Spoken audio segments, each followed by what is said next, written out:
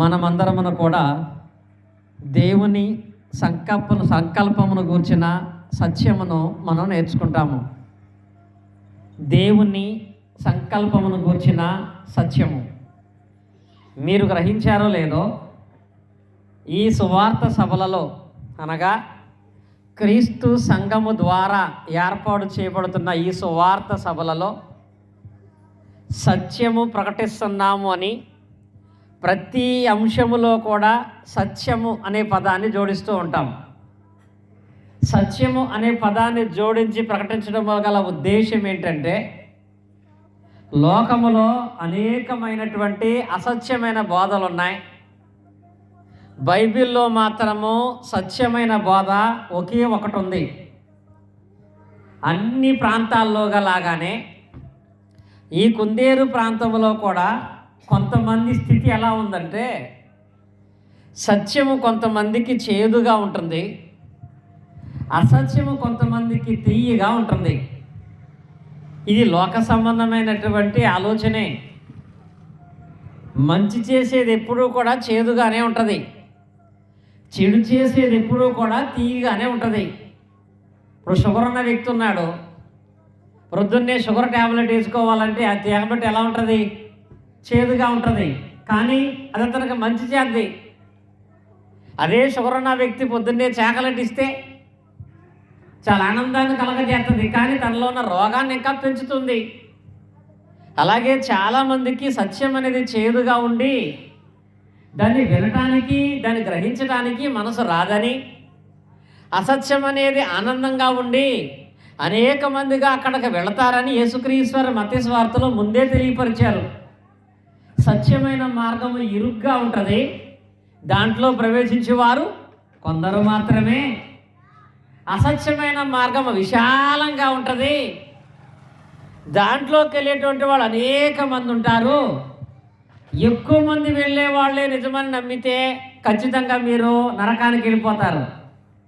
తక్కువ మంది ఉన్నా ఎక్కువ మంది ఉన్నా దేవుని వాక్య ప్రకారముగా ఉండాలనుకున్నవాడు మాత్రమే ఈ లోకమందు దేవుని ఆశీర్వాదాన్ని, రాబో లోకమందు పరలోకాన్ని కూడా పొందగలుగుతాడనే విషయాన్ని మనం గ్రహించాలి.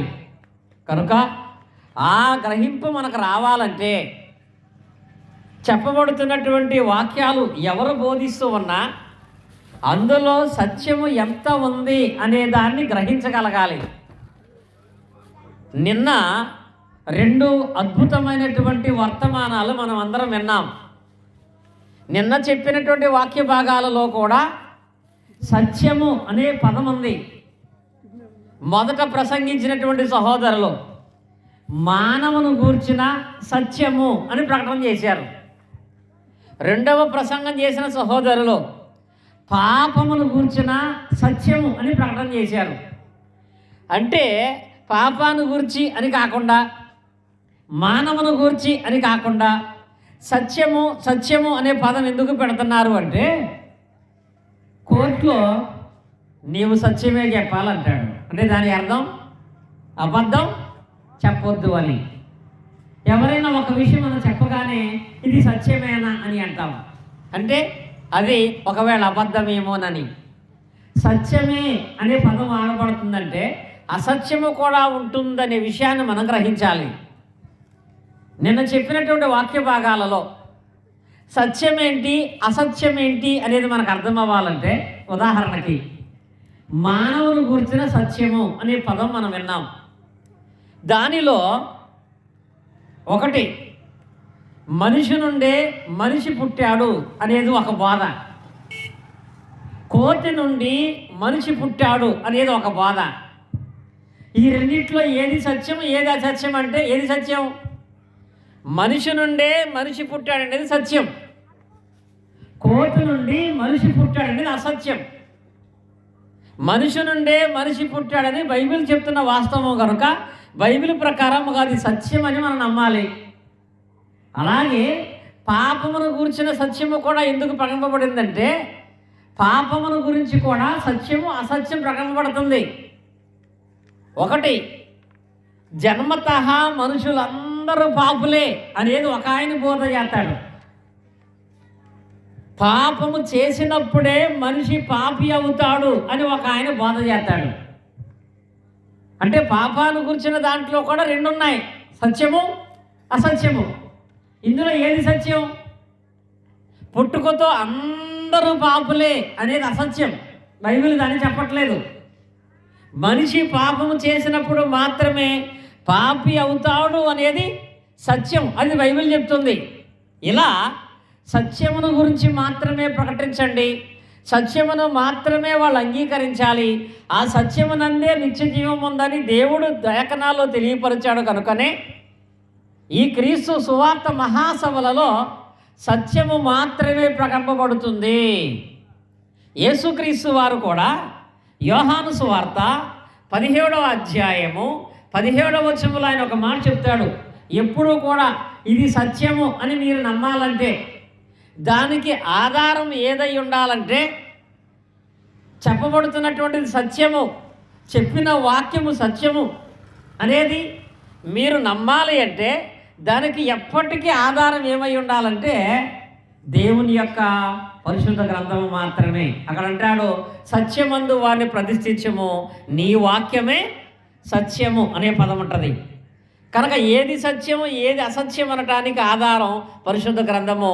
ఈ గ్రంథములో వ్రాయబడినట్లుగా చెప్పబడుతుందా అది సత్యం, ఇందులో వ్రాయబడలేదా అది అసత్యం. కనుక సత్యానికి ఆధారం ఏమై ఉంది? పరిశుద్ధ గ్రంథము మాత్రమే ఆధారం అనే దానిని మనం నమ్మాలి. ఇప్పుడు సత్యానికి ఆధారమైనటువంటి ఈ గ్రంథములో నుంచి దేవుని సంకల్పమును గూర్చినటువంటి సత్యము మనం నేర్చుకుందాం. దేవుని సంకల్పమును గూర్చినటువంటి సత్యాన్ని మనం నేర్చుకుంటాము. సత్యం అంటే ఏంటి? లోక సంబంధంగా ఇందాక మనం చదువుకునే రిఫరెన్స్లో సత్యం అంటే వాక్యం అన్నాం. కానీ లోకములో సత్యము చెప్పు అంటే దాని అర్థం ఏంటో తెలుసా? నిజం చెప్పు అని అంటారు ఇక్కడ. అంటే ఇప్పుడు మానవుని గురించి దేవుని యొక్క సంకల్పము ఏమయ్యిందో దాని యొక్క నిజాన్ని మనం తెలుసుకుంటాం. సత్యం అంటే నిజమని, వాక్యమని, వాక్యమే సత్యమని, వాక్యములో చెప్పిందే సత్యమని మనం మొదట గ్రహించాలి. రెండవది సంకల్పము అనే పదం ఉంది. సంకల్పం అంటే, సంకల్పం అనగా నిర్ణయము, ఆలోచన, ప్లాను, ఇంగ్లీషులో చిత్తము అనే పదాన్ని మనం చూస్తాం. సత్యం అంటే నిజం, సంకల్పం అంటే నిర్ణయము లేక ఆలోచన లేకపోతే చిత్తము అనే పదాలు మనం చూస్తున్నాం. ఇప్పుడు మన పాఠం ఏంటి?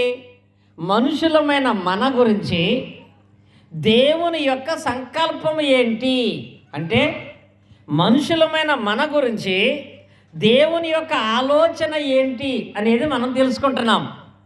ఇది చాలా ప్రధానంగా తెలుసుకోవాలండి. మన గురించి దేవుడు ఏం ఆలోచన చేస్తున్నాడు, మనలను దేవుడు అసలు ఎందుకు చేశాడు అనేది మనకు తెలియాలి. ఈ రోజుల్లో మనము ఏ వస్తువు కొనుక్కున్నా మనం కొన్న వస్తువుతో పాటుగా ఆ తయారు చేసిన వ్యక్తి అందులో ఒక చిన్న పుస్తకం ఇస్తాడు. చూసారా? మీరు మిక్సీ కొనండి, మిక్సీతో పాటుగా వారంటీ కార్డుతో పాటుగా దాంట్లో చిన్న పుస్తకం ఉంటుంది. కూలర్ కొనండి, కూలర్తో పాటుగా వారంటీ కార్డుతో పాటుగా దాంట్లో చిన్న పుస్తకం ఉంటుంది. ఏం కొన్నా దాన్ని తయారు చేసిన వ్యక్తి వస్తువుతో పాటుగా దాంట్లో ఒక పుస్తకం పెడతాడు. దేనికి పెడతాడు? ఈ వస్తువు ఎక్కడ వాడాలి, ఈ వస్తువు ఎలా వాడాలి అనేది అందులో ఉంటుంది. అలాగే దేవుడు భూమి మీద మనుషులను చేశాడు. దేవుడు భూమి మీద మనుషులను చేసి ఈ మనుషులు ఎక్కడ ఎలా వాడబడాలో ఆయన కూడా ఒక పుస్తకం పెట్టాడు. అదేంటో తెలుసా? ఇది మిక్సీ ఎలా వాడాలో అందులో ఉంటుంది పుస్తకం, కూలర్ ఎలా వాడాలో దాంట్లో ఉంటుంది పుస్తకం. కానీ మనిషిగా మనం ఎలా ఉండాలో మన కొరకు దేవుడు పెట్టిన పుస్తకం ఏంటో తెలుసా? అత్యంత విలువైన శ్రేష్టమైనటువంటి పరిశుద్ధ గ్రంథాన్ని దేవుడు మనకిచ్చాడు. దీనిని బట్టి మనం ఎక్కడుండాలి, మనం ఎలా బ్రతకాలి, మనం ఎలా నడుచుకోవాలి అనే దాన్ని తెలుసుకుని మనం నడుచుకోవాలి. అదే మనల్ని చేసే విషయంలో దేవుని ప్లాను. ఇందులో మనిషి గురించి, మనుషులు చేసిన దేవుడు ఏం ప్లాన్ చేశాడో అది ఇందులో ఉంటుంది. చాలామంది ఒక సామెత వాడతారు, ఏంటంటే కుక్క చేసే పని కుక్క చేయాలి, గాడి చేసే పని గాడి చేయాలంటారు. ఇక్కడ పెద్దవాళ్ళు ఉన్నారు, మీ అందరికి తెలుసు బాగా. దాని అర్థం ఏంటి? ఏది చేయాల్సిన పని అది చేస్తేనే దానికి ప్రయోజనం. దేని పని అది కాకుండా మరొక దాని పని మరొకటి చేస్తే దానివల్ల ప్రయోజనం ఉండదని. ఆ సామెత అర్థం ఏంటంటే, ఒక యజమానుడు గాడిదని పెంచుకుంటున్నాడు, కుక్కను పెంచుకుంటున్నాడు. గాడిద చేత ఏమో పగలంతా బరువైన పనులు చేపిస్తాడు, కుక్క ఏమో రాత్రిపూట మెలకువగా వండి కాపలా కాయాలి. ఒకరోజు గాడిద కుక్క రెండు ఒక చోట కట్టబడి రాత్రిపూట దొంగోడు వచ్చాడు. గాడిద అంది కుక్కతో, దొంగవాడు వచ్చాడు, నీ పని అది, ఏం చేయాలి? నువ్వు మొరగాలి, నువ్వు అరవమంది. కుక్క అంది, ఈరోజు నాకు అంత ఇంట్రెస్ట్ లేదు, నాకు ఆలోచన లేదు, నేను మొరగనంది. అప్పుడు నువ్వు మొరగకపోతే నేను మురుగుతానులే అని గాడిద అరవటం మొదలెట్టింది. గాడిద ఎప్పుడైతే గట్టి గట్టిగా అరుగుతుందో ఇంటి వానరలు వేసి దాన్ని నిద్రపోకుండా చేస్తున్నామని దాన్ని నరువు విరగొట్టేశాడంట. అంటే ఎందుకు అలా జరిగింది? అదే కుక్కరిస్తే దొంగవాడు వచ్చాడు అనుకునేవాడు, గాడిద అడగటం వల్ల అది దాని పని కాదు.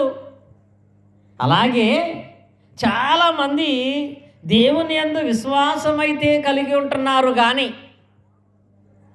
మానవులమైన మన పట్ల దేవుని సంకల్పం ఏంటో అనేది తెలుసుకోకుండా, మన పని ఏంటో తెలుసుకోకుండా, తన పనిని కాని దానిని కూడా తన పనిగా చేసుకొని అన్ని రకాలైన సమస్యలు జీవితంలో వారి బ్రతుకులో తెచ్చుకుని నాశనకరమైన పరిస్థితుల్లోకి వెళ్ళిపోతున్న విధానాన్ని మనం చూస్తున్నాం. అందుకే సోదరుల్లో అజయ్ గారు చదివిన వాక్య భాగంలో పౌలు గారు తెలియపరిచాడు.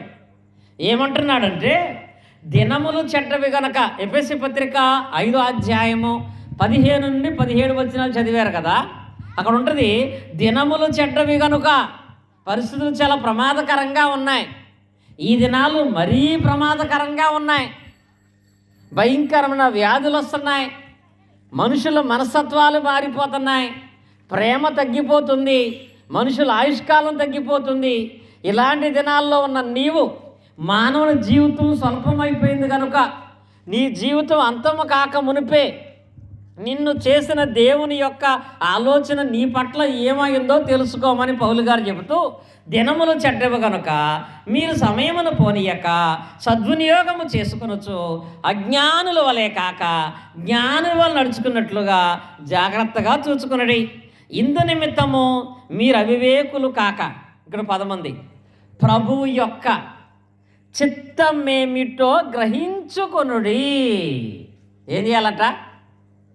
మీరు పరిస్థితులు ప్రమాదకరంగా మారినవి కనుక, లోకములో అనేక రకాలైనటువంటి బాధలు వచ్చేసినవి కనుక, మనిషివైన నీవు అజ్ఞానము కలిగిన వాడుగా నడుచుకోవద్దు. జ్ఞానము కలిగిన వాడు అయ్యుండి ప్రభువు యొక్క చిత్తం ఏమిటో, చిత్తం అంటే సంకల్పం, చిత్తము అంటే ఆలోచన, దేవుడు నీ గురించి ఏం ప్లాన్ చేశాడో దాన్ని తెలుసుకుని దాని ప్రకారముగా నడుచుకోమని ఇక్కడ పౌలు గారు తెలియపరుస్తున్నాడు. కనుక మన పట్ల దేవుని చిత్తం ఏదో తెలుసుకోకుండా, దేవుని మీద నాకు విశ్వాసం ఉంది చాలే, నమ్మకం ఉంది చాలే, దేవుడు నన్ను దీవిస్తాడులే అనుకుంటే, అలాంటి వారి విషయంలో యేసుక్రీస్తు తెలియపరిచారు. లూకాసు వార్త 6వ అధ్యాయము 46వ వచనం మనం చూసినట్లయితే, లూకాసు వార్త 6వ అధ్యాయము 46వ వచనములో, నేను చెప్పు మాటల ప్రకారము మీరు చేయక. ఎలాగంట? నేనంటే ఎవరిక్కడ? దేవుడు చెప్పిన మాటల ప్రకారముగా చేయక, మీకు నచ్చిన వచ్చినట్లుగా, మీకు ఇష్టం వచ్చినట్లుగా, మీకు అనుకూలంగా ఉన్నట్లుగా ప్రభువా ప్రభువా నన్ను పిలవటం ఎందుకు అంటే ప్రార్థన చేస్తున్నావు, కానీ నీ ఇష్ట ప్రకారంగా చేస్తున్నావేమో. సంఘానికి వెళుతున్నావు, నీకు ఇష్టమైన సంఘానికి వెళుతున్నావేమో. దేవుని నామాన్ని పనిచేస్తున్నావు, నీకు ఇష్టమైన విధానంలో పనిచేస్తున్నావేమో. ఇక్కడ అంటున్నాడు, నీవు పనిచేస్తున్న విధానం అనేది నేను అనుకున్నట్టుగానే పనిచేస్తున్నావా? నేను చెప్పు మాటల ప్రకారముగా కాక ప్రభువా ప్రభువా నన్ను పిలుచుట ఎందుకు? ఆయన చెప్పిన మాట ప్రకారం కాకుండా మనకు నచ్చినట్లుగా చేస్తే ఏం జరుగుతుంది? ఇందాక ఎగ్జాంపుల్ చెప్పారు కదా, ఒక వ్యక్తి కూలర్ కొనుక్కున్నాడు, బాగా వేసవకాలం అవుతుందని. ఆ కూలరు ఇచ్చినటువంటి వ్యక్తి దాంట్లో ఒక బుక్లో ఒకటి ఉంటుంది, ఏంటంటే దాంట్లో మోటార్ ఉంటుంది, దాంట్లో నీళ్ళు ఎక్కడ పోయాలో రాసి ఉంటుంది, దాంట్లో కూలింగ్ రావాలంటే ఎక్కడ తిప్పాలో రాసి ఉంటుంది. ఇతను ఆ బుక్ చదవకుండా కూలింగ్ రావాలంటే నీళ్లు పోయాలని చెప్పి పైనుంచి మోటార్ మించి పోసేసాడు నీళ్ళు. మోటార్ మించి నీళ్లు పోసి కరెంట్ ప్లగ్లో పెట్టి స్విచ్ అయితే ఏమవుద్ది? మోటార్ మొత్తం కాలిపోద్ది. సరే, అది మాత్రమే కాలిపోతే పోయింది. ఆ టైంలో ఈయన కనుక వెళ్ళి దాన్ని పట్టుకున్నాడు అనుకో, వీడు కూడా పోయే ప్రమాదం ఉంటుంది. అంటే నా కూలర్ కాబట్టి నా ఇష్టం వచ్చినట్టుగా వాడతానంటే పగిలిపోద్ది. ఈ జీవితము కూడా దేవుడు ఒక ప్లాన్ చేశాడు. నీవు ఎలా బ్రతకాలని దేవుడు ప్లాన్ చేశాడో అలా బ్రతికి, అలా ప్రార్థన చేసి, అలాంటి రక్షణ పొందుకొని, అలాంటి సంఘములో ఉంటేనే దేవుడిని మనం వింటాడు. చాలామంది దేవుడు నా గురించి ఏమనుకున్నా నాకు తెలియదు కానీ నేను మాత్రం నమ్ముకున్నా చాలు అనుకుంటున్నారు. అలాంటి వాళ్ళ గురించి అంటున్నాడు, ప్రభువా ప్రభువా నన్ను పిలుచు ప్రతి ఒక్కరి విషయంలో కూడా నేను వారి వినను, నేను చెప్పే మాట ప్రకారముగా చేయక ప్రభువా ప్రభువా అని నన్ను పిలుచుట ఎందుకు అని అంటున్నాడు. అంటే నేటి దినాలలో దేవుని తెలుసుకొని దేవుని సంకల్ప ప్రకారముగా నడుచుకొనకుండా మానవుని పట్ల దేవుని సంకల్పాన్ని గురించిన సత్యములో అసత్యాన్ని ఎలా దూరుస్తున్నారంటే, దేవుడేమో ఒక ప్లాన్ చేశాడు. దేవుడు చేసిన ప్లాన్లో మనకు తెలియకుండానే మనకు తెలిసి కొన్నిసార్లు మనుషుల ప్లాన్లు మన మీద అప్లై అయిపోతున్నాయి. దానివల్ల మనమే మన భౌతిక సంబంధమైన ఆత్మ సంబంధమైన జీవితాన్ని కోల్పోతున్నాం. దేవుని సంకల్పాన్ని పక్కన పెట్టి మనుషుల ఆలోచనలను కలిపి చేసే పనులు ఎలా జరుగుతున్నాయంటే కొన్ని ఎగ్జాంపుల్ జ్ఞాపకం చేస్తాను నేను. పాత నిబంధన భాగంలో ఆది కాండములో ఆదాము అవ్వలను దేవుడు చేసినప్పుడు వాళ్ళిద్దరిని చేసి వాళ్ళ పట్ల దేవుడు తన ప్లాన్ చెప్పాడు. ఆయన చెప్పిన ప్లాన్లో మీరు ఫలించి అభివృద్ధి పొందండి, మీరు సమస్తాన్ని ఏలండి అని చెప్పి వాళ్ళకి ఆయన ప్లాన్లో ఒక ఆజ్ఞ ఇచ్చాడు. ఏంటది? ఆది కాండం 2:17 ఉంటుంది, ఈ తోటలో ఉన్న ప్రతి వృక్ష ఫలాన్ని మీరు తినొచ్చు కానీ మంచి చెడు తెలివిచ్చే ఫలాన్ని మీరు మాత్రము తినకూడదు అని చెప్పాడు. ఇది దేవుడు ఆదామవ్వల విషయంలో పెట్టినటువంటి ప్లాను, ఆలోచన, సంకల్పం. దీన్ని జరిగిస్తున్నాము అనుకుని వాళ్ళు కొనసాగుతూ ఉండగా, వాళ్ళు సత్య ప్రకారంగా బతుకుతూ ఉండగా వాళ్ళ దగ్గరకు అసత్యం అనేది వచ్చింది. అసత్యములోకి వాళ్ళు పడిపోయారు. అసత్యం అనేది ఎలా వచ్చింది? ఆది కాండం 3:5 చూస్తే సాతానుడు సర్పం రూపంలో వచ్చి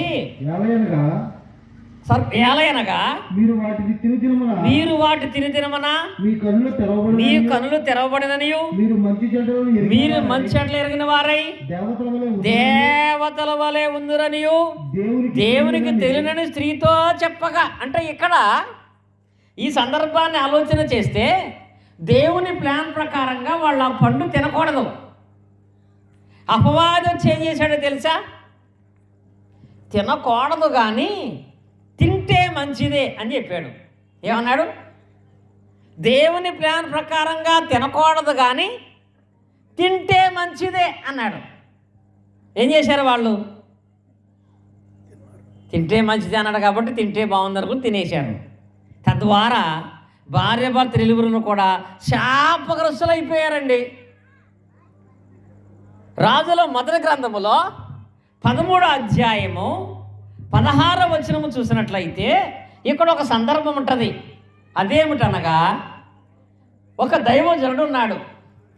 ఈ దైవజనుడు దేవుని పట్ల ఎంతో నమ్మకంగా దేవుడి సనగారిలాగా సత్యాన్ని మాత్రమే ప్రకటన చేస్తూ దేవుని వాక్యం పట్టుకుని బ్రతుకుతున్నాడు. అలాంటి ఆ దైవజనుడితో దేవుడు అన్నాడు ఈ వాక్య భాగంలో, అయ్యా నీ ఒకసారి కుందేరు ప్రాంతానికి వెళ్ళి అక్కడ నేను చెప్పిన పని చేసి కుందేరు ప్రాంతం నుంచి మరలా నువ్వు వెనక్కి వచ్చి వెళ్ళిన ఈరోజు మాత్రం కుందేరులో ఎక్కడ కూడా భోజనం చేయొద్దు, ఎక్కడ నీళ్లు కూడా తాగొద్దని చెప్పాడు దేవుడు. నేను మీకు అర్థం అవడం కొరకు కుందేరు అని వాడుతున్నాను. నిజమే, ఇప్పుడు దేవుని ప్లాన్ ఏంటి? కుందేరు వెళ్ళాలి, దేవుని పని చేయాలి, కానీ ఎక్కడ నీళ్లు కానీ భోజనం కానీ తినకూడదు. కనుక దేవుడు ఈ పని విషయంలో పెట్టినటువంటి ప్లాన్ ఆ దైవజనుడికి అర్థమైంది. పని చేసి తిరిగి వచ్చేస్తున్నాడు. వచ్చేస్తుంటే అతని దగ్గరికి ఒక ముసల ప్రవక్త వెళ్ళాడంట. వెళ్ళి ఏమన్నాడో తెలుసా?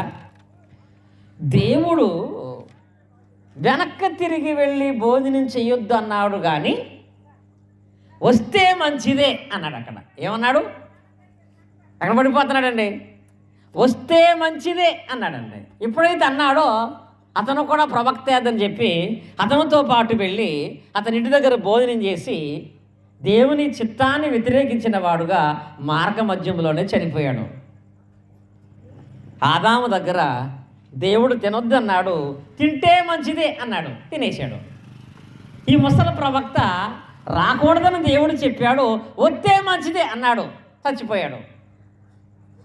ఇవన్నీ చూసిన యేసుక్రీస్తు వారు మత్తయి సువార్తలో ఏమని ప్రకటన చేస్తున్నారు అంటే 15వ అధ్యాయం మనం చూసినట్లయితే మత్తయి సువార్త 15వ అధ్యాయము 7 నుండి 9 వచనాల్లో ఉంటుంది.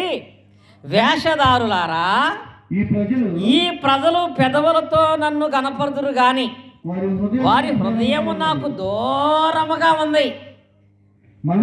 మనుషులు కల్పించిన పద్ధతులు దైవోపదేశాన్ని బోధించుచు వారు నన్ను వ్యర్థముగా ఆరాధించుచున్నారు. ఇక్కడ యేసుక్రీస్తు వారు అంటున్నారు, అయ్యా పాత నిబంధన కాలము నుంచి దేవుడు ఒక ప్లాన్ చెప్తే ఆ ప్లాన్ మార్చి మనుషులు కొంతమంది కల్పించి కొన్ని పద్ధతులు పెడుతున్నారు. కల్పించిన పద్ధతులు పెట్టి ఇవి కూడా దేవుడే చెప్పాడంటున్నారు. అలా దేవుడే చెప్పాడు అనుకుని ఆదాము తిని శాపగ్రస్తుడయ్యాడు, దైవజనుడు తిని మార్గ మధ్యంలో చనిపోయాడు. ఒకవేళ మీలో ఎవరైనా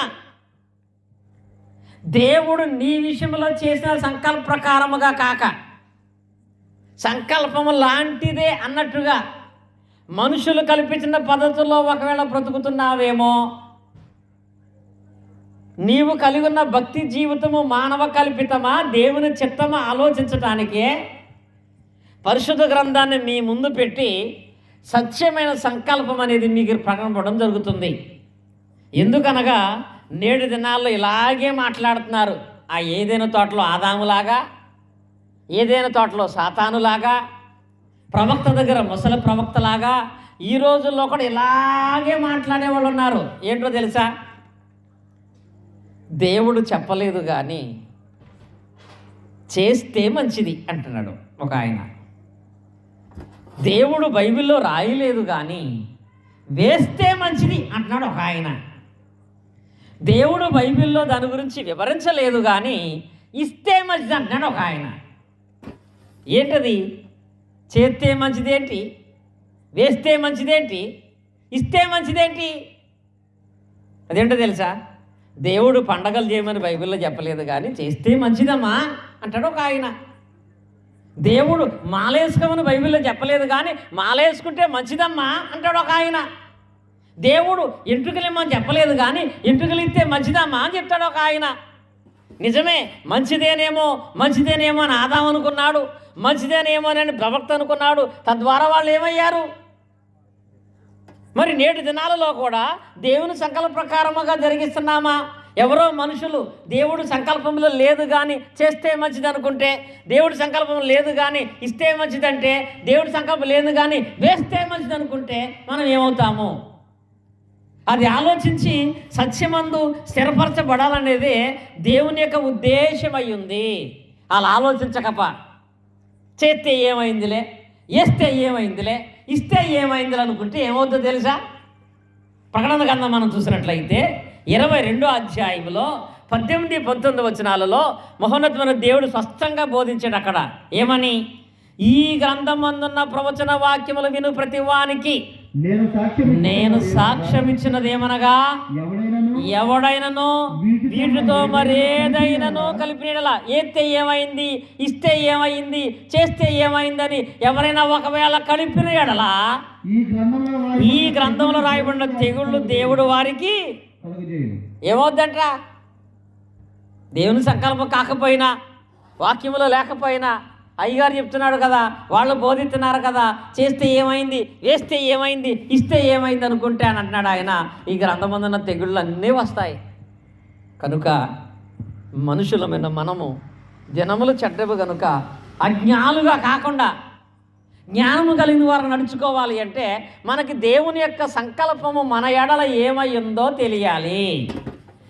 మన ఎడల దేవుని యొక్క సంకల్పం ఏమై ఉందంటే, రోమేలకు రాసిన పత్రికలోకి వెళదాం మనం.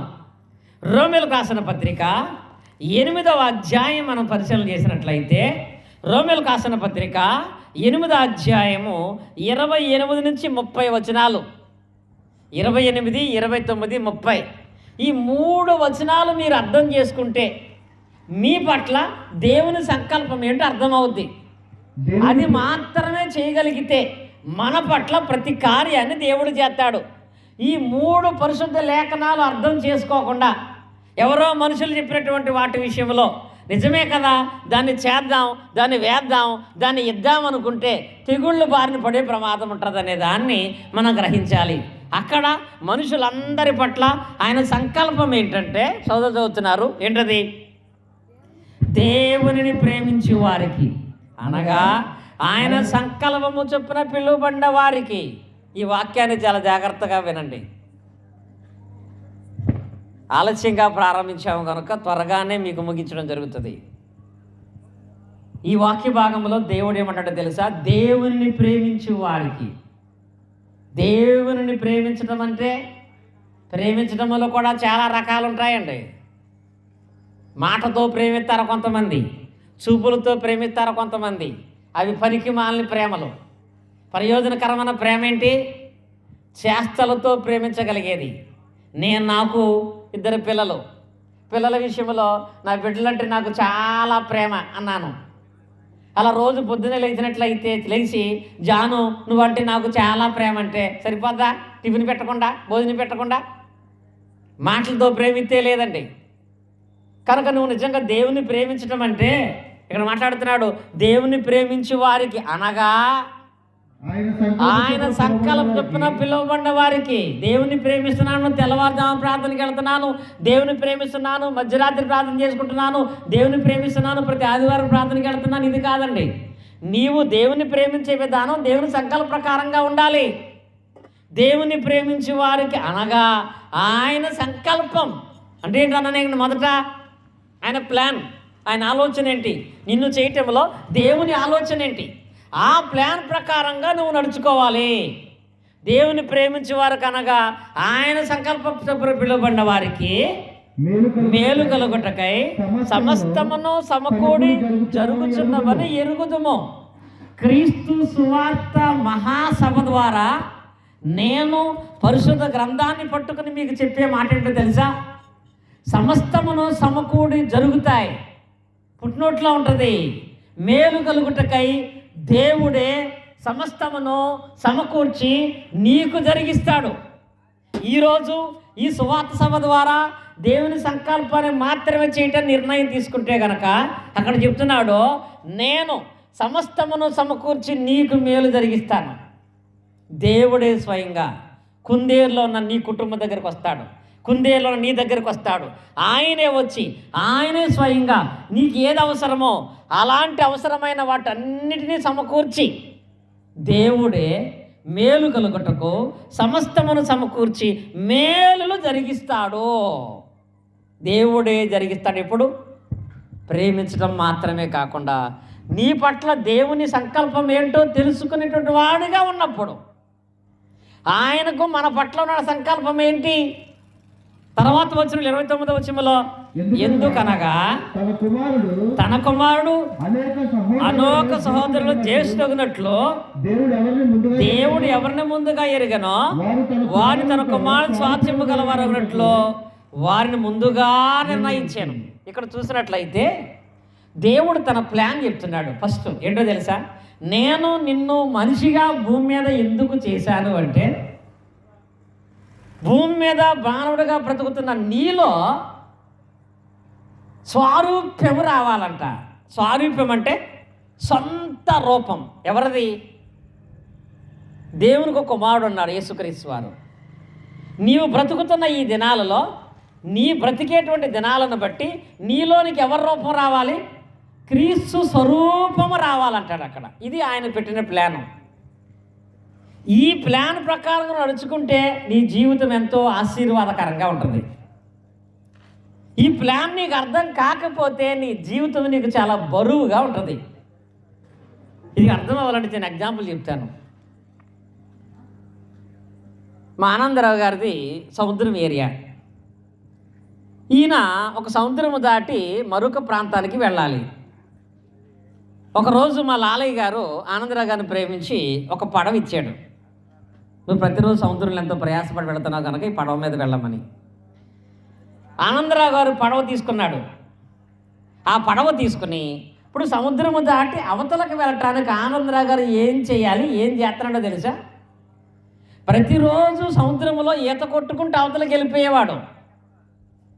ఇప్పుడు లాలయ్య గారు పడవ ఇస్తే సముద్రంలో ఆ పడవను వాడమంటే ఈయన సముద్రంలో పడవను గెంటి ఈత కొట్టుకుంటా ఆ పడవను గెంటుకుంటా వెళ్తున్నాడు. గంటకు వెళ్ళేవాడు సాయంత్రానికి వెళ్ళాడు అవతలకి. వెళ్ళి ఎవరిని తిట్టుకున్నాడో తెలుసా? నా బతుకు నేను బతుకుతున్నా, నా బాధలు నేను పడుతున్నా, మధ్యలో పట్టుకొని పడవ పెట్టాను నా నెత్తి మీద. ఆ పడవను కూడా తీసుకురావటానికి నాకు ప్రాణం మీదకి వచ్చింది. నన్ను బాధ పెట్టడానికే, నన్ను కష్టపెట్టడానికే, నా బరువు పెంచడానికే పడవిచ్చాడు లాలయ్య గారు అనుకున్నాడు. ఎందుకు అలా అనిపించింది? పడవ తీసుకున్నాడు కానీ అది ఎలా వాడాలో తెలుసుకోలేదండి. ఈరోజు చాలామంది కూడా వాళ్ళ జీవితాలు అలాగే ఉన్నాయి. అసలు దేవుడు నాకు ఎందుకు పుట్టించాడో, ఎందుకు వచ్చిన ఈ బ్రతుకో, ఎందుకు వచ్చిన ఈ కుటుంబమో, ఇవన్నీ భరించలేకపోతున్నాను అనుకుంటున్నారండి. ఎందుకో తెలుసా? దేవుడు వారిని పుట్టించడంలో గల దేవుని సంకల్పము తెలియక. అదే ఒకవేళ ఆనందరావు గారు తెలిస్తే కాలు కూడా తడవకుండా సముద్రం దాటేస్తాడు. తెలియకపోవటాన్ని బట్టి చావు బతుకుల్లో దాడుతున్నాడు ఏకంగా.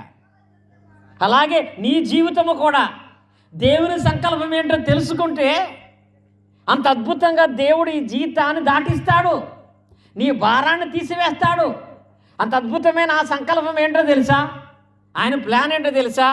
నేను నిన్ను ఎందుకు పుట్టించానంటే బ్రతుకుతున్న నీలో క్రీస్తు యొక్క స్వరూపం అనేది కలగాలి. అలా కలగటం కొరకు ఆయన ప్లాను, ఆయన సంకల్పము ఏమై ఉందనగా ఆ వాక్య భాగంలో మనం చూసినట్లయితే వాక్య భాగంలో మీరు క్రీస్తు సారూప్యములోనికి మార్చబడవలనని ఆయన మనం నిర్ణయించాడంట. ఏం మార్చబడాలని? క్రీస్తు సారూప్యము రావాలి. సారూప్యం అంటే సమానమైన రూపం. సమానమైన రూపం అంటే క్రీస్తు వారి రూపం ఎలా ఉంటుందో ఎవ్వరికీ తెలియదు. మనకు కనపడే ఫోటోలు ఆయన కాదండి. ఒక ఫోటోలో విజయ్ చంద్ర ఉంటాడు, ఒక ఫోటోలో ఇంకొక ఆయన ఉంటాడు, ఒక ఫోటోలో సూపర్ స్టార్ కృష్ణ గారు ఉంటారు. ఆయన యేసుక్రీస్తు కాదండి. అసలు క్రీస్తు వారి రూపం ఎలా ఉంటుందో ఎవ్వరికీ తెలియదు. దేవుడు బైబిల్లో ఎక్కడో చూపించలేదు. కానీ క్రీస్తు సారూప్యంలోనికి మారటం అంటే క్రీస్తు స్వభావములోనికి మనం మార్చబడాలి. దేవుడు నీకు సమస్తము సమకూర్చి మేలు జరిగించాలంటే క్రీస్తు స్వభావములోనికి నువ్వు మార్చబడాలి. క్రీస్తు ఎలాంటి స్వభావం కలిగిన వాడు దేవుని విషయంలో, క్రీస్తు ఎలాంటి స్వభావం కలిగిన వాడు తండ్రి విషయంలో అనేదాన్ని మనం ఒకసారి ఆలోచన చేసినట్లయితే ఒక చిన్న ఎగ్జాంపుల్. మత్తయి సువార్తలో 26వ అధ్యాయము 39వ వచనంలో క్రీస్తు స్వరూపం అనేది, క్రీస్తు స్వభావం ఎలా ఉంటుందో అనేది మనకు అర్థమవుద్ది. మత్తయి సువార్త 26వ అధ్యాయం 39వ వచనంలో కొంత దూరం వెళ్ళి సాగిలపడి, నా తండ్రి సాధ్యమైతే ఈ గిన్నె నా ఎద్దు నుండి తొలగిపోనిమ్ము, అయినను నా ఇష్ట ప్రకారము కాదు నీ చిత్త ప్రకారమే కాదు ప్రార్థించాను. యేసుక్రీస్తు స్వభావానికి మన స్వభావం సమానంగా ఉంటుందా? ఆయన స్వభావం ఏంటో తెలుసా? సిలువ మరణము పొందే పరిస్థితి వచ్చిన సమయంలో సిలువ మీద ఆయనను భయంకరంగా హింసిస్తారు, కొరడాలతో కొడతారు, తలను మండల కిరీటం పెడతారు, కాళ్ళు చేతుల్లో మేకులు గుచ్చుతారు. ఇవన్నీ ఆయనకి తెలుసు. ఇన్ని శ్రమలు పడే టైం వచ్చిందని తెలిసి ప్రార్థన చేస్తా, తండ్రి నీ చిత్తమైతే ఈ గిన్నె నా యొద్ద నుండి తొలగించు అని ఆగిపోయాడా? ఏమన్నాడు తెలుసా? అయినను నా ఇష్టము కాదు. ఏమన్నాడు అక్కడ? నా ఇష్టము కాదు, నీ చిత్త ప్రకారమే జరగాలి. అది క్రీస్తు స్వారూప్యం, అది క్రీస్తు స్వభావం. ఏ పరిస్థితులైనా చివరికి ప్రాణం పోయే టైంలో కూడా ఈ ఒక్కసారికి నా ఇష్ట ప్రకారంగా చేయి, ఈ ఒక్కరోజు నాకు నచ్చినట్టుగా చేస్తాను, ఈ ఒక్క పని నాకు నచ్చినట్టుగా జరిగించుకుంటాను, ఈ ఒక్క సంవత్సరం నాకు నచ్చినట్టుగా చేసుకుంటానంట. అనక లేదండి. అక్కడ మరణము పొందే టైంలో కూడా యేసుక్రీస్తు ఏమన్నా తెలుసా? మరణమైనా పర్వాలేదయ్యా, నా ఇష్టం వద్దు అసలు, నాకు నీ చిత్తమే నా జీవితంలో జరగాలి. మరి క్రీస్తు సారూప్యం అనేది మనలో ఉందంటే అలాగే మాట్లాడుతున్నామా? అలాగే మనం చేస్తున్నామా? దేవుని నామను బట్టి చేసేది ఏదైనా, అయ్యా నీ చిత్తమా దాన్ని చేస్తాను, నీ చిత్తము కాదా దాన్ని నేను చెయ్యను అని మాట్లాడగలిగేటువంటి సామర్థ్యాన్ని, స్థితిని మనం కలిగిన వాళ్ళంగా ఉన్నామా? నేటి దినాల్లో చాలామందికి దేవుని విషయంలో చేసే వాటిలో ఒకటి నా ఇష్టం కుదిరితే చేస్తా, రెండు మా పాస్టర్ గారి ఇష్టం ఆయన చెప్తే చేస్తా. పాస్టర్ గారు నీతో ఇష్టమా? నీకు నచ్చిన మార్గం ఇష్టమా? దేవుని చిత్తాన్ని జరిగించడం ఇష్టమై ఉందా? నా ఇష్టం, మా పాస్టర్ గారి ఇష్టం, దేవుని చిత్తం కాకపోయినా, దేవుని సంకల్పం కాకపోయినా మేము వేస్తాం, మేము చూస్తాం, మేము ఇస్తాం అనుకున్నాం అనుకో, నీ పడవ నీకు బరువు అయిపోద్ది. ఏమైపోద్ది? ఎందుకంటే ఆయన సంకల్పం వేరు, నీ ఆలోచన వేరు. సంకల్పానికి నీ ఆలోచనకి సెట్ కానప్పుడు నీ పడవని ఖచ్చితంగా బారైపోద్ది, బరువుగా చేయబడద్ది. అలా కాక దేవుని సంకల్పాన్ని తెలుసుకుని నడుచుకున్నావా, నీ ప్రయాణం ఎంత సులువుగా ఉంటుందో తెలుసా? నువ్వు దాంట్లో కూర్చుంటే చాలు, అదే నిన్ను తీసుకుని వెళ్ళిపోద్ది. పెట్రోల్ కూడా కొట్టించక్కర్లా, కొట్టిస్తారు దాంట్లో. అంత సుఖమైన ప్రయాణం దేవుడు నీకు ఏర్పాటు చేస్తే ఇన్ని కష్టాలు కావాలని తెచ్చుకుంటున్నాం మనం. దేవుని ఆలోచన తెలియక తెచ్చుకునేటువంటి వాళ్ళగా మనం ఉంటున్నాం. అందుకే దేవుడు తన సంపూర్ణమైన సంకల్పం మన ఎడల ఏమై ఉన్నదో లేఖన భాగాల్లో స్పష్టంగా రాయించాడు. అవి 4 విషయాలు ఉంటాయి. ఈ వాక్య భాగం మనం చూసినట్లయితే ఆయనంట మనము క్రీస్తు సమాన సారూప్యము గలవారు ఒకటకు మన ఏసుడు ఆయన ముందుగా నిర్ణయించాను. దేవుడు ప్లాన్ ఎప్పుడు చేశాడో తెలుసా? జగత్తు పునాది వేయబడక మునిపే. టైం అయిపోయి చెప్తున్నాను. ఎఫెసీ పత్రిక 1:5-6 ఉంటుంది. దేవుడు కుందేరులో మిమ్మలను ఈ సంవత్సరము ఇలా కూర్చోబెట్టాలని దేవుడు జగత్తు పునాది వేయబడక మునిపే ప్లాన్ చేశాడు. అంటే సుమారుగా 6000 సంవత్సరాల క్రితమే దేవుని ప్లాన్లో నువ్వు ఉన్నావు. ఎవరైనా పుట్టాక ప్లాన్ చేస్తారు, అమ్మాయి పుడితే ఒక రకంగా, అబ్బాయి పుడితే ఒక రకంగా. దేవుడు నీవు కాదు, నీ తండ్రి కాదు, మీ తాతయ్య కాదు, వాళ్ళ తరాల ముందు ఆదాము కూడా పుట్టక ముందే ప్లాన్ చేశాడంట. ఆయన ప్లాను మనుషుల పట్ల జగత్తు పునాది వేయబడక మునిపే దేవుడు ఒక ప్లాన్ చేశాడంట. ఆ ప్లాన్ అంటే తెలుసా? ఒక మనిషి రక్షణ పొందాలంటే, ఒక మనిషి ఆశీర్వాదం పొందాలంటే, ఒక మనిషి జీవితంలో నేనే సమకూర్చి మేలు జరిగించాలి అంటే ఎఫెసీ పత్రికలో ఉంటుంది, వారందరూ కూడా ఎవరి ద్వారా దేవుని కుమారులుగా చేయబడాలి? ఎట్లనగా తన ప్రియుని తన ఉచితంగా మనకు ఇచ్చిన తన కృపామయ కీర్తి కలిగినట్లు తన చిత్త ప్రకారమైన దయా సంకల్పము చొప్పున యేసు క్రీస్తు ద్వారా తన కుమారులుగా స్వీకరించుకుంటకై మనలను ముందుగా తన కోసం నిర్ణయించుకునేను. ఎవరు నిర్ణయించుకున్నారండి? దేవుడు మనం నిర్ణయించుకున్నాడా? మనం దేవుని నిర్ణయించుకుంటున్నామా? ఆలోచించారా? ఎవరెవరు నిర్ణయించుకుంటున్నారు? కొందేరు రాగానే మెయిన్ రోడ్లో గుండి ఏ మందిరానికి వెళ్ళాలని నువ్వు నిర్ణయం తీసుకుంటున్నావా? ఏ మందిరానికి వెళ్ళాలని దేవుడు నిర్ణయించాడా? దేవుడిని మనం ఎన్నుకున్నామా? మనల్ని దేవుడు ఎన్నుకున్నాడా? ఎవరెవరు ఎన్నుకున్నారు? జగత్తు పునాది వేయబడక మునిపే దేవుడిని నిర్ణయించుకున్నాడు కాబట్టే ఇప్పుడు మనిషిగా మనం బ్రతుకుతున్నాం. మనం దేవుడిని ఎన్నుకోలేదు, దేవుడు మనల్ని ఎన్నుకున్నాడు. మనిషిగా పుట్టడం అనేది ఎంత గొప్ప ధన్యత తెలుసా? ఈ సృష్టిలో అనేకమైన జీవరాశులు ఉన్నాయి, వేటికి లేని ధన్యత ఈ మానవ జన్మకుంది. ఈ మానవుడికి మాత్రమే ప్రత్యేకత ఉంది. మనము మాత్రమే చనిపోయిన తర్వాత పరలోకం వెళతాం, మిగతా ఏ జీవులు కూడా పరలోకానికి వెళ్ళవు. ఇట్టి గొప్పదైన మానవ జన్మ ధన్యత దేవుడు మనకి ఇవ్వాలని జగత్తు పునాది వేయబడకమని పేరు నిర్ణయించుకున్నాడు. ఆయన అప్పుడే ప్లాన్ చేస్తే ఇప్పుడు పుట్టి ఎదిగిన తర్వాత ఇప్పుడు మనం నిర్ణయాలు తీసుకుంటున్నాం. ఆయన నిర్ణయం పక్కనెట్టి దేవుడు మనం నిర్ణయించుకుంటే దేవుని విషయంలో మనం నిర్ణయాలు తీసుకుని ఆలోచన చేస్తున్నాం. ఎలాంటి నిర్ణయాలో తెలుసా? అపోస్తలుడైన పౌలు గారు అంటాడు, తిమోథెయుసు 2వ పత్రిక 4వ అధ్యాయం 3వ వచనం మనం చూసినట్లయితే కొందరు ఎలాంటి నిర్ణయాలు తీసుకుంటున్నారనగా, తిమోథెయుసు 2వ పత్రిక 4వ అధ్యాయం 3వ వచనం, ఎందుకనగా జనులు హితబోధను సహింపక దురద చెవులు గలవారై తమ స్వకీయమైన దురాశలకు అనుకూలమైన బోధకులను తమ కొరకు ఏర్పరచుకుంటున్నారంట. ఇప్పుడు ప్రజల పరిస్థితి ఎలా ఉందో తెలుసా? దేవుడు నా విషయంలో ఏ నిర్ణయించాడని పక్కన పెట్టి నేను ఎవరు నిర్ణయించుకోవాలనుకుంటున్నారండి. ఎవరు నిర్ణయించుకోవాలని? ఒక ఆయనకి డ్యాన్సులు అంటే బాగా ఇష్టం. ఏ మందిరంలో బాగా డ్యాన్సులు వేస్తారని నిర్ణయం తీసుకుంటాడు. ఒక ఆయనకి పండగలు అంటే బాగా ఇష్టం, ఎవరు బాగా పండుగలు చేస్తారని నిర్ణయించుకుంటాడు. ఒక ఆయనకి భోజనాలు అంటే ఇష్టం, ఎవరు వారం వారం భోజనం పెడతారని నిర్ణయించుకుంటాడు. ఎన్ని నీ నిర్ణయాలు. ఒక ఆయనకి జోకులు వేసి వాక్యం చెప్పడం ఇష్టం, ఏ పాస్టర్ గారు జోకులు వేస్తాడో అక్కడికి వెళ్తాడు. ఒక ఆయనకి కథలు అంటే ఇష్టం, కథలు ఏమో చెప్తాడు అక్కడికి వెళ్తాడు. ఇవన్నీ నీ నిర్ణయాలు. ఇంతకీ దేవుని నిర్ణయం ఏంటి? అది ఆలోచించామా? దేవుని నిర్ణయం ఏంటో తెలుసుకుంటున్నామా? ఇక్కడ అంటాడు పౌలు గారు, చాలామంది ఆరోగ్యకరమైన బాధ వద్దంట, అసలు వాక్యమే వద్దు మాకు, హిత బోధన సహింపక దురద చెవులు గలవారై తమకు అనుకూలమైన బాధ, అనుకూలమైన సంఘం, అనుకూలమైన పండగలు, అనుకూలమైన కార్యక్రమాలు చేసుకునే వాళ్ళు ఏర్పాటు చేసుకుంటున్నారంట. ఆయనేమో జగత్తు పునాది వేయబడక మునుపు నిర్ణయిస్తే ఇప్పుడు వచ్చి నువ్వు కొత్త నిర్ణయాలు తీసుకుంటే నీ పడవ మునిగిపోదంటే ఎందుకు మునిగిపోదు? దేవుడు మేలు చేయట్లేదంటే ఎందుకు దేవుడు మేలు చేస్తాడు?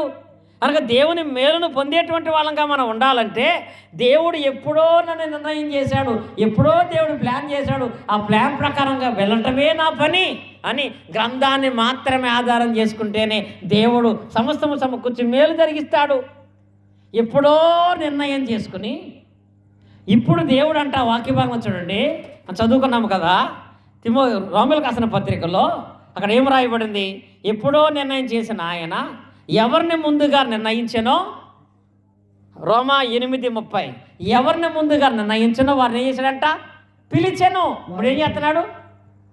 పిలిచాను, పిలుస్తున్నాడంట. ఎలా పిలుస్తున్నాడు?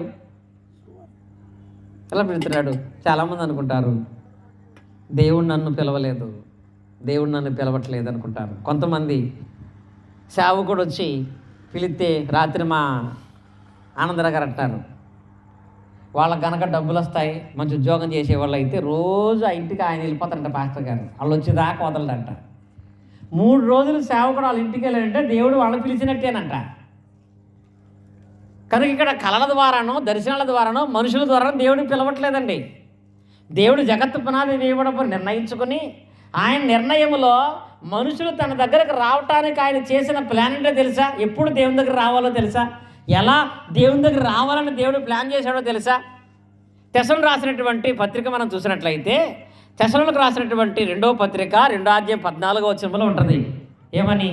మీరెలాగున రక్షించబడి మన ప్రభువైన యేసుక్రీస్తు యొక్క మహిమను పొందవలనని ఆయన దేనివల్ల? మా సువార్త వలన మిమ్మల్ని పిలిచెను. ఇప్పుడు దేవుడు పిలుస్తున్నాడు. ఎలా తెలుసా? ఈ కుందేరు ప్రాంతంలో మీటింగ్లు ఏర్పాటు చేసి మీ మట్టికి అయితే మైక్ సిస్టమ్ అవసరమా? మైక్ ఎందుకు పెట్టారంటే కుందేరులో ఉన్న వాళ్ళందరూ వినాలని. ఎవరి చెవిలోకి అయితే వాక్యం వెళుతుందో వాళ్ళని ఎవరు పిలుస్తున్నారు? దేవుని పిలిపేది. దేవుని పిలుపది. సువార్త వింటున్న ప్రతి ఒక్కరిని దేవుడు పిలుస్తున్నాడు. దేవుడు సువార్త ద్వారా, వాక్యము ద్వారా దేవుడు పిలుస్తున్నాడు. ఇది ఆయన సంకల్పం. కలలో పిలుస్తాడు, దర్శనంలో పిలుస్తాడు అనేది అబద్ధం. సువార్త ద్వారా దేవుడు పిలుచడం అనేది నిజమై ఉంది. ఇలా దేవుడు ఎవరినైతే నిర్ణయించిన వారిని సువార్త ద్వారా పిలుస్తున్నాడు. ఆ వాక్య భాగంలో తర్వాత ఉంటుంది, ఎవరిని పిలిచాడో వారిని చేస్తున్నాడు ఆయన నీతిమంతులుగా తీరుస్తున్నాడు. 3వ టార్గెట్ ఇక్కడ. దేవుని సంకల్పం ఏంటి? మొదట ఆయన నిర్ణయంలో నువ్వు ఉన్నావు. 2వది సువార్త ద్వారా పిలుస్తున్నాడు. 3వది ఆ సువార్త నమ్మి వస్తే నిన్ను ఇక్కడ ఆయన నీతిమంతుడిగా మారుస్తాడు. నీతిమంతుడు అంటే పరిశుద్ధుడిగా మార్చబడతావు. ఎప్పుడు? సువార్త విని విశ్వాసం ఉంచి మారుమనసు పొంది యేసుకు దేవుని కుమారుని ఒప్పుకొని ఆ సువార్త ప్రకారముగా నమ్మి బాప్తిసం పొందినట్లయితే నువ్వేం చేయబడతావు? నీతిమంతుడు అవుతావు. సువార్త విని వచ్చేటువంటి వాళ్ళు నీతిమంతులుగా చేయబడతారు. ఇదాని సంకల్పం. సువార్త లేదు, బాప్తిసం లేదు, క్రీస్తు సంఘము లేదు, క్రీస్తు సహవాసము లేదు, నేను దేవుని నామాన్ని బట్టి దేవుని సేవ చేసేవాడుగా ఉంటాను అని అనుకుంటే కనుక దేవుని వందు నీతిమంతులుగా తీర్చబడడం. మనుషులు నీతిమంతులు అనటం కాదు. మనల్ని ఎవరు నీతిమంతులు అనాలి? దేవుడు నీతిమంతులని పిలవాలి. దేవుడు నీతిమంతులని పిలవాలంటే నీ నీతి క్రియలు అనేవి లేఖనానుసారంగా ఉండాలి. లేఖనానుసారమైనటువంటి సంఘము క్రీస్తు సంఘము, ఆ సంఘములో చేర్చబడాలి. లేఖనానుసారమైనటువంటి పవిత్రత బాప్తిసం ద్వారా వస్తుంది. బాప్తిసం ద్వారా పరిశుద్ధుడు కావాలి. లేఖనానుసారమైన ఆరాధన ఆదివారము, ప్రతి ఆదివారం ఆరాధన యందు దేవుని స్తుతిస్తూ ప్రతి ఆదివారం రొట్టె ద్రాక్షరసంలో పాల్గొనాలి. ఎప్పుడైతే దేవుడు పిలిచిన వాక్య ప్రకారముగా నీవు జీవిస్తావో అప్పుడు దేవుడిని ఇతర తెలుసా నీతిమంతుడుగా తీరుస్తాడు. ఇక్కడ కుందేరు వరకు నీకు జరిగే ఈ 3 పనులు. 1, ముందే దేవుడు నిర్ణయించాడు. కొత్తగా పాస్టర్ గారు వచ్చి అభిషేకం చేయవలసిన పని లేదు. కొత్తగా దర్శనం ద్వారా పిలవలసిన పని లేదు. సువార్త ద్వారా దేవుడు పిలిచేశాడు. ఆ పిలిచినటువంటి ఆ దేవుని దగ్గరకు వస్తే ఆ వాక్య ప్రకారంగా దేవుడిని నీతిమంతుడిగా చేస్తాడు. నీ పాపాలకు ఇంకెలాంటి పరిహారం చేయాల్సిన పని లేదు. నీ పాపాల కొరకు యేసుక్రీస్తు చనిపోయారు కనుక బాప్తిసం పొందితే పాపాలన్నీ పరిహరించబడతాయి. నీతిమంతుడుగా చేయబడతావు. ఇప్పుడు నీతిమంతుడిగా చేయబడి ఈ లోకంలో జీవిస్తున్న నీవు అది మరణ వరకు నమ్మకంగా కాపాడుకుంటే అక్కడ ఉంటుంది. ఎవరు నీతిమంతులుగా చేసానో వారిని చేశాడు ఆయన మహిమపరిచెను. మహిమపరచడం ఏంటో తెలుసా? ఇక్కడ మీరు దేవుణ్ణి కనపరుస్తున్నారు, కానీ రాబో కాలంలో దేవుడు నిన్ను మహిమపరుస్తాడు. ఎక్కడ? పరలోకములో దేవుడు నిన్ను మహిమపరచాలని ఆయన ప్లాన్. నిన్ను మనిషిగా పుట్టించి తన నిర్ణయంలో ఏర్పాటు చేసి సువార్త ద్వారా పిలిచి సువార్త ప్రకారంగా నీతిమంతుడిగా చేసి నీతిమంతుడిగా ఉన్న నీవు చనిపోయిన తర్వాత పరలోకం వెళితే అక్కడ నిన్ను ఆయన మహిమపరచాలని ప్లాన్ చేశాడు. అక్కడ ఆయన ఇచ్చే మహిమ ఏంటో తెలుసా? ఒకరోజు ఎండిపోయే దండ కాదు, జ్ఞాప చిరిగిపోయే సాలువా కాదు. ఏంటో తెలుసా? అక్కడ దేవునితోనూ క్రీస్తుతోనూ సమానమైనటువంటి గౌరవం పొందుకుంటాం. పరలోకములో దేవుని యొక్క నాయకుడు, దేవుని యొక్క సింహాసనం ఎదుట ఆయన కృపాసన క్రీస్తు వారు ఉంటే ఆ క్రీస్తు వారి తర్వాత మనము కూర్చుని అర్హత దేవుడిస్తాడు. ఆ పరలోకముల ఆ మహిమను మీరు పొందాలంటే ఈ లోకంలో మీకు నచ్చిన సంఘములకి, మీకు నచ్చిన బోధకుల్ని, మీకు నచ్చిన విధంగా అనుసరించే క్రమాన్ని విడిచిపెట్టి బైబిల్ ఏం చెప్తుంది, మనిషిగా నా విషయంలో దేవుని సంకల్పం ఏంటి, నన్ను చేసిన దేవుడు నాకు ఇచ్చిన ఈ పుస్తకంలో నేను ఎక్కడ ఉండాలి, ఎలా ఉండాలి నిర్ణయించడండి. ఆ నిర్ణయాన్ని మనం తీసుకున్నట్లయితే ఆ నిర్ణయము ఇప్పటికాలం మన జీవితాన్ని మారుస్తుంది, రాబో కాలాన్ని మనకి ఆశీర్వాదకరంగా చేస్తుంది. ఆ నిర్ణయం దేవుని సన్నిధికి తెలుసు కాబట్టి దేవుని సంకల్పం అంతా తెలుసు కాబట్టే కుందేరు ప్రాంతంలో అనేక మంది దేవుణ్ణి నమ్ముకున్నారు, కానీ దేవుని సంకల్పంలో లేరు, దేవుని సంకల్పమైన సంఘములో లేరు, దేవుని సంకల్పంగా పిలువబడలేదు, దేవుని సంకల్పంగా నీతిమంతులుగా చేయబడలేదని ఆలోచించి సత్య సువార్తను నిరంతరం ప్రకటిస్తూ ఉంటున్నాడు ఆయన వయసుకి, ఆయన జ్ఞానానికి ఇంకా ప్రయాసపడిన అవసరం ఉంటుందా? ఆయన ప్రేమ, తన బంధువులు, తన కుటుంబీకులు, తన సొంత ఊరి వాళ్ళందరూ కూడా వాళ్ళ ఇష్టాల్లో కాదు, సేవకుల ఇష్టాల్లో కాదు, దేవుని ఇష్ట ప్రకారంగా జీవించి ఆశీర్వాదం పొందాలని వారి యొక్క కోరిక. వారిని దేవుడు నిలబెట్టాడు, వారి ద్వారా దేవుడు మనుషులందరూ కూడా పిలుస్తున్నాడు. ఆ పిలుపుని ఈ సువార్త సభ ద్వారా మీరు అందరూ కూడా విని ఉన్నారు కనుక ఈ దేవుని ప్రకారం నడుచుకోండి. అది ప్రకారం నడుచుకున్న